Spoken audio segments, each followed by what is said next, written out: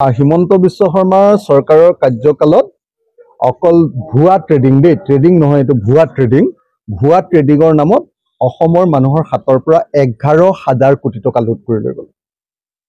ইয়াৰ আগতে আমি দেখিছিলো এনেকুৱা ধৰণৰ কাম কাজৰ জৰিয়তে ৰ'জ ভেলি সাৰদা এইবিলাকে লুটি লৈ গৈছিলে। সাৰদা কেলেংকাৰীত নিজে হিমন্ত বিশ্ব শৰ্মা নিজে এজন অভিযুক্ত।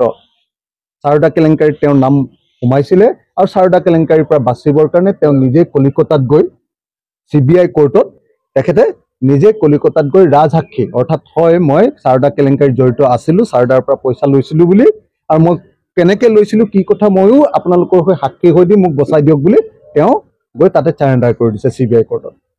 গতিকে আমাৰ মুখ্যমন্ত্ৰীজন নিজে 2 নম্বৰী এনেকুৱা ধৰণৰ মানি লণ্ডাৰিং কেছৰ লগত জড়িত আপোনালোকে সকলোৱে জানে। আৰু তেওঁ কাৰ্যকালতে আকৌ নতুন কেছ সাৰদা আৰু হেৰিয়াৰ পাছত কি কয় আপোনাৰ ৰ'জ ভেলিৰ পাছত এতিয়া আকৌ নতুন 2 নম্বৰী ভুৱা ট্ৰেডিং কোম্পানীৰ নামত 11,000 কোটি টকা নিলে। ট্ৰেডিং কোম্পানীৰ আচল মানুহবিলাক যেনেকে দীপংকৰ বৰ্মনক এতিয়ালৈকে গ্ৰেপ্তাৰ কৰা নাই। গ্ৰেপ্তাৰ কৰা কথাটো বেছি গুৰুত্বপূৰ্ণ নহয়। গুৰুত্বপূৰ্ণ কথাটো হ'ল যিবিলাক মানুহৰ পইচা এনেকে লুটিছিলে সেই পইচাবিলাক মানুহে ঘূৰাই পাব নে নাপাব। আপোনালোকৰ সংবাদ মাধ্যমতো আমি দেখিছো যে ৰুমি কিবা বিশাল এইবিলাক কাহিনী চুমি বিশাল এইবিলাক কাহিনী আপোনালোকে খুব প্ৰচাৰ কৰিছে, কিন্তু আপোনালোকে এটা বস্তু প্ৰচাৰ কৰা নাই যে যিমান 11,000 কোটি টকা লুট কৰিলে সেইবিলাক পইচা ঘূৰাই পাম নে নাপাম। এতিয়া 3 মাহ জেল দি তেওঁলোকক সুৰক্ষাহে দিলে নেকি, আচলতে সুৰক্ষিতহে কৰি দিলে নেকি।